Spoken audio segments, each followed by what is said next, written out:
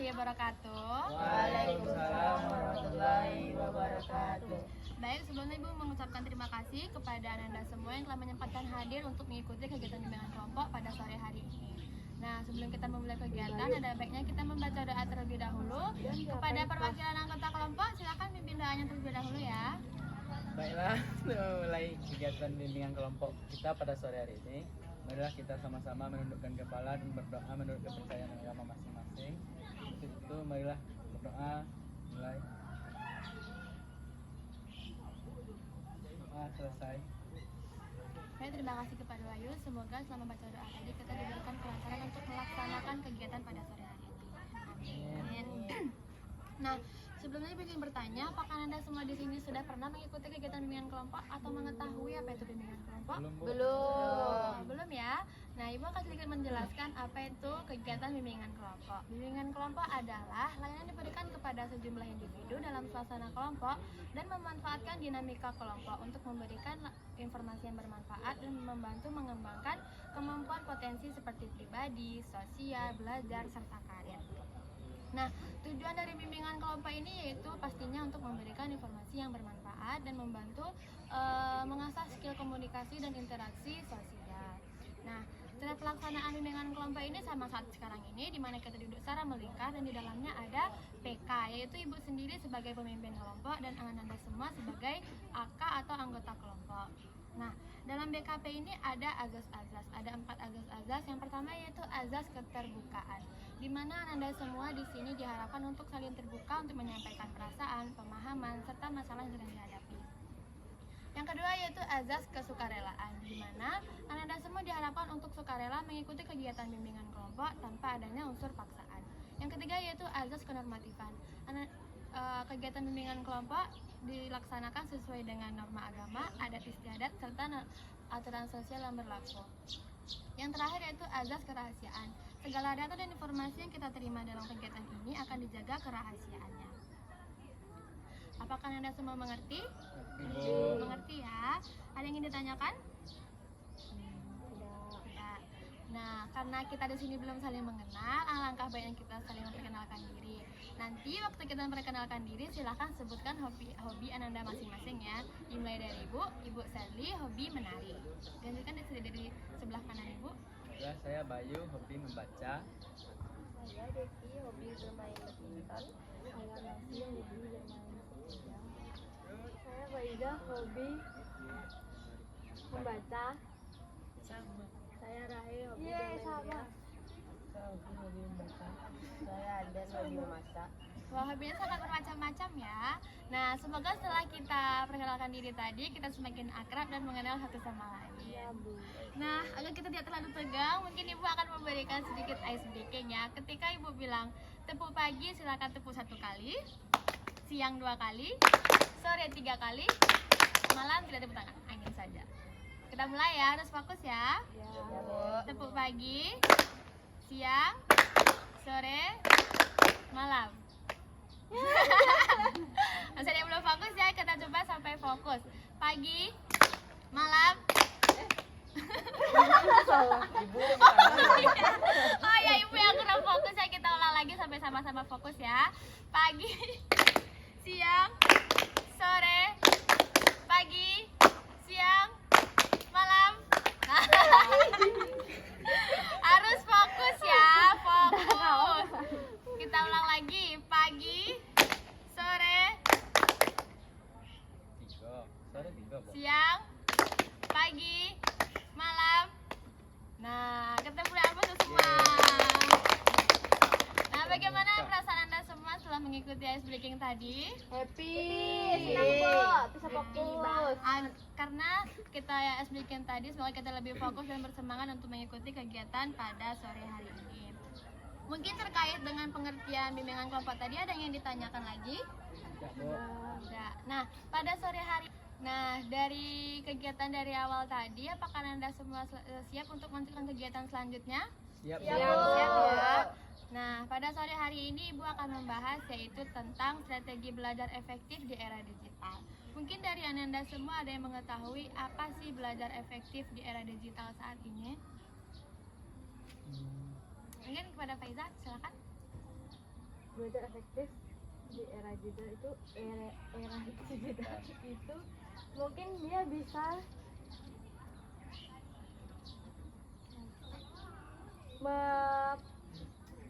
Memudahkan. bukan mengatur waktunya untuk bermain gadget sama untuk cara dia belajar.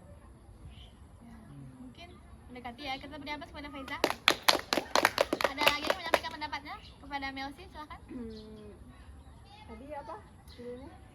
Strategi belajar efektif di era digital. Strategi belajar efektif di era digital. Kalau menurut saya sendiri, saya menggunakan aplikasi Canva. Di sana saya bisa membuat jadwal belajar harian saya dari Senin sampai Sabtu di jam-jam tertentu, dan itu bikin saya lebih fokus untuk mengatur strategi belajar saya di era digital. Wah, keren sekali. Kita beri aplaus kepada Melsi. Kalau yang lain mungkin ada yang menyampaikan pendapatnya. Sama, Bu. Oh, sama. Kita Apakah Bayu sudah menerapkan strategi belajar efektif? sudah sama Contohnya? dengan saudari Nesi tadi, Bu. Contohnya?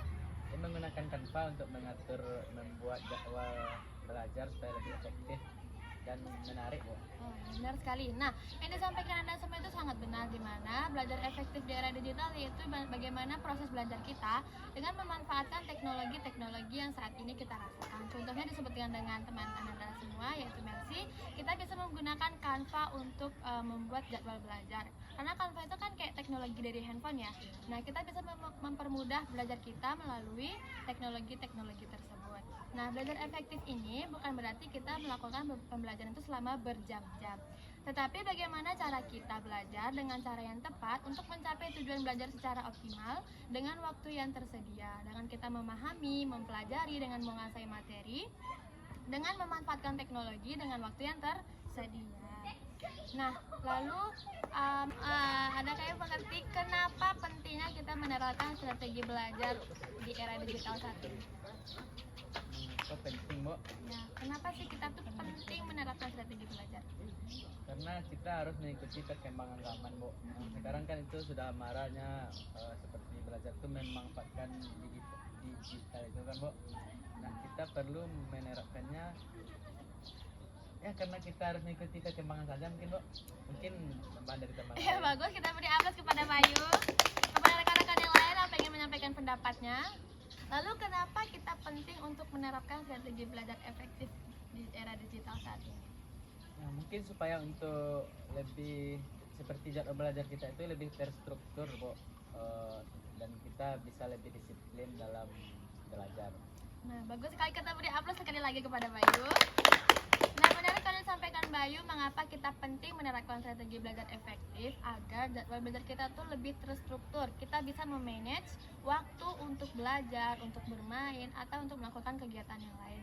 Nah, di era digital saat ini tuh itu sangat penting karena kita pasti lebih banyak waktu untuk menghabiskan waktu untuk bermain handphone kan. Iya, Bu. Nah, maka dari itu kita penting untuk menerapkan strategi belajar efektif agar kita tidak bingung untuk melakukan hal-hal atau kegiatan-kegiatan yang di luar proses pembelajaran.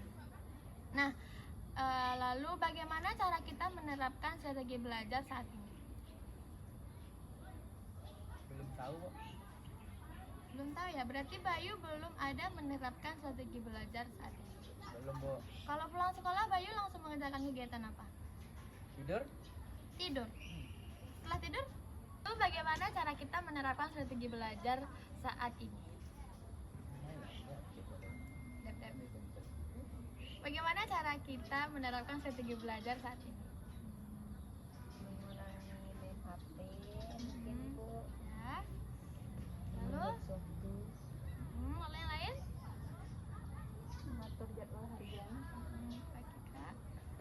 mencatat semua tugas. Mencatat semua tugas lah, ya benar sekali. Nah, yang Anda semua sampaikan itu sangat benar. Dengan cara kita mencatat semua tugas yang diberikan, mengatur waktu, memanage waktu dengan mencatat jadwal harian, itu sangat benar. Itu akan membantu Anda semua untuk mengatur jadwal pembelajaran agar tidak keteteran untuk membuat tugas. Pasti di sini kalau buat tugas pasti bakalan mepet deadline kan? Ya, Bu. Iya, Bu. Iya kan? Nah, maka dari itu pasti akan membuat Anda semua stres karena tugas menumpuk dan hasil tugas tersebut tidak akan maksimal. Lalu, kira kira-kira apa solusi yang dapat kita berikan? Misalnya ada teman kalian nih, dia susah banget untuk ngatur waktu untuk belajar. Gimana, Bu? Bagaimana? Misalnya teman kalian ya, ada dia permasalahan sulit sekali untuk mengatur waktu pembelajaran dengan kegiatan yang lain.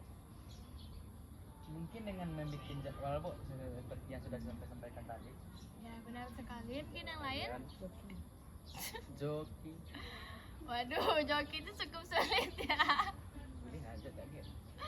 Ya. Nah, solusi yang dapat kita berikan tentunya dengan cara Joki Bu. Galak sih ada ulit pegang mana toh? Gitu.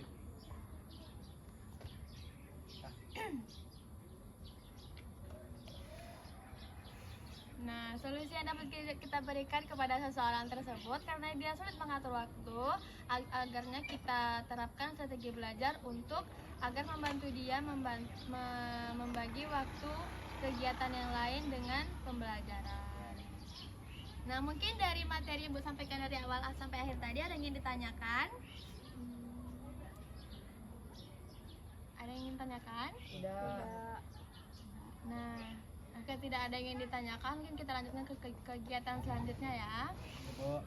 Nah, mungkin dari Anda semua ada yang ingin menyampaikan contoh permasalahan apa yang sering dialami siswa dalam belajar. Menumpuk-numpuk tugas. Menumpuk tugas atau sering menunda mengerjakan tugas. Yang lain? Saya mau jawab dari permasalahan Faiza tadi, Bu.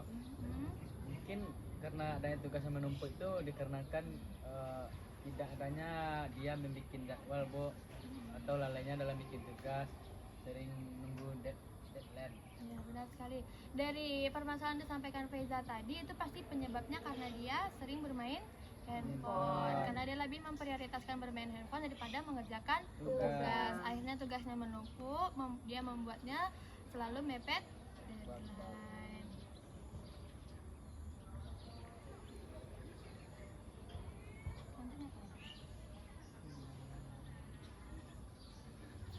Nah, lalu kira-kira apa solusi yang tepat yang kita berikan kepada permasalahan tersebut? Bermain HP ya. Benar sekali. Bisa memanajemen. Nah, maka dari itu Ibu sampaikan kembali, yaitu pastinya kita harus menerapkan strategi belajar. Contohnya kita mengurangi gangguan dari yang namanya handphone. Dengan kita bermain media sosial terus-menerus, itu pasti akan mengganggu fokus kita untuk belajar. Dan akhirnya kita tidak ada membuat tugas, waktu terbuang sia-sia. Waktu yang seharusnya kita manfaatkan untuk belajar, malah kita gunakan untuk scroll sosmed. Nah, mungkin itu saja dari penyampaian materi Bu dari awal sampai akhir tadi. Adakah yang bisa menyimpulkan?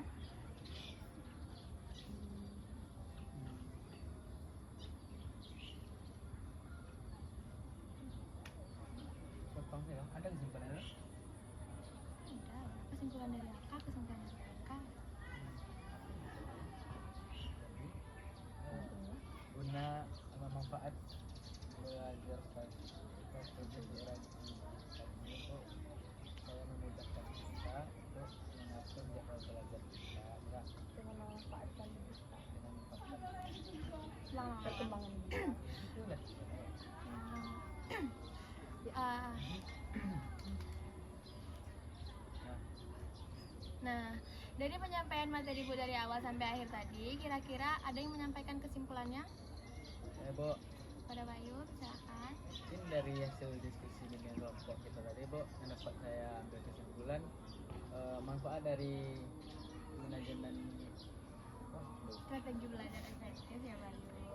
dengan materi strategi belajar efektif di era digital ini, Bu, itu sangat berdampak baik jika kita menggunakannya sebagai hal yang lebih positif dan guna untuk membantu kita mengatur waktu untuk mana yang untuk belajar, bermain, dan aktivitas lainnya. Nah, kita harus melakukannya dengan konsisten. Nah, tentu supaya kita lebih konsisten, kita harus mengaturnya, Bu, atau membuat jadwalnya, Bu, seperti membuatnya di Canva atau di aplikasi digital lainnya. Ya, benar sekali, kita beri aplaus kepada Bayu. Yang disampaikan Bayu itu sangat benar. Materi pada sore hari ini yaitu terkait dengan strategi belajar efektif di era digital, di mana sebagai siswa nih ya, kita sangat diharapkan bisa menerapkan strategi belajar efektif dengan memanfaatkan teknologi-teknologi yang tersedia untuk mempermudah Ananda semua untuk membagi waktu dari kegiatan-kegiatan di luar pembelajaran dengan proses pembelajaran. Dengan kita memanfaatkan teknologi-teknologi tersebut, itu pasti akan mempermudah kita untuk memahami dan mempelajari materinya, seperti menggunakan aplikasi-aplikasi pembelajaran yang disebutkan Bayu tadi, menggunakan Canva atau menggunakan AI. Nah, dengan juga kita menerapkan strategi belajar seperti membuat jadwal belajar atau menerapkan target belajar. Nah, mungkin itu saja yang dapat Ibu sampaikan. Nah, dari penyampaian materi Ibu sampai awal tadi, apa pemahaman yang terbaru yang Ananda dapatkan? Atau ilmu baru apa yang Anda dapatkan? Ada Reza? Dan belajar Bu, berarti buat jadwal tugas, mengatur waktu, Apa syaratnya? belajar. Bener lah. Bu.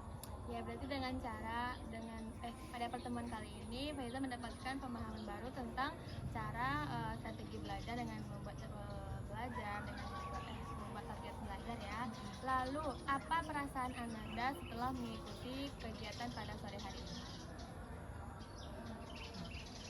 Senang Bu, bisa bertemu dengan teman-teman baru, kenal dengan teman-teman baru. Saya lihat lah kok senang kak, dia itu tak senang.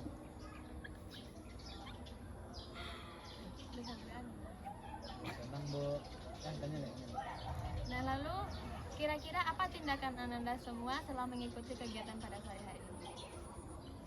Mungkin saya akan menerapkan gimana itu strategi untuk belajar efektif di era digital ini Bu, dan menyampaikan informasi yang saya dapatkan ke teman-teman yang mungkin belum mendapatkan.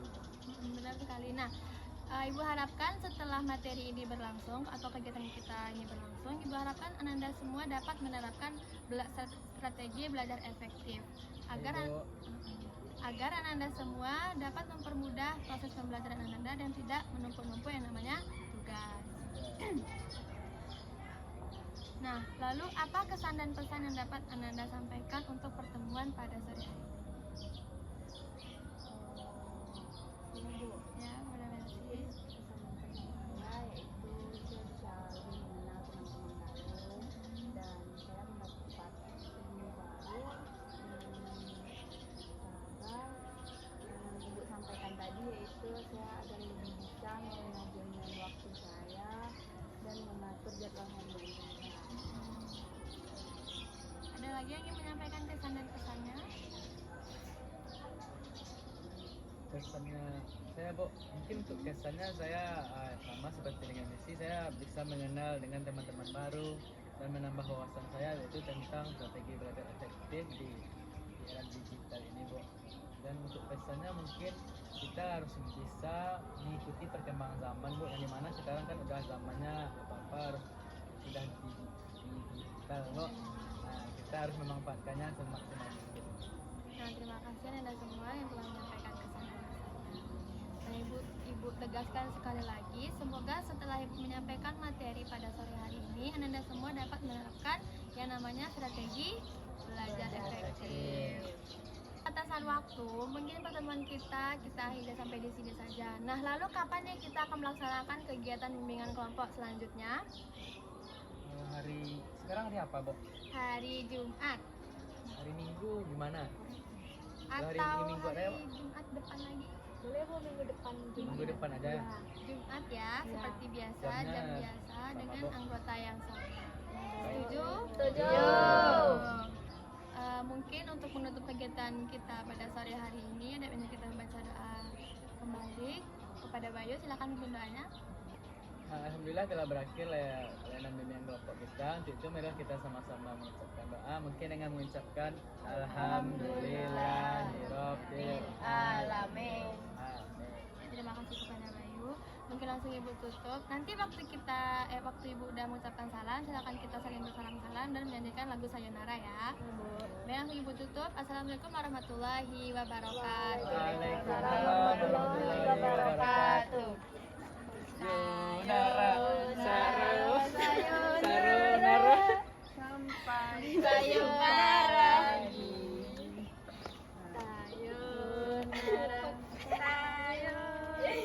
Sampai berjumpa lagi. Amin. Grabe.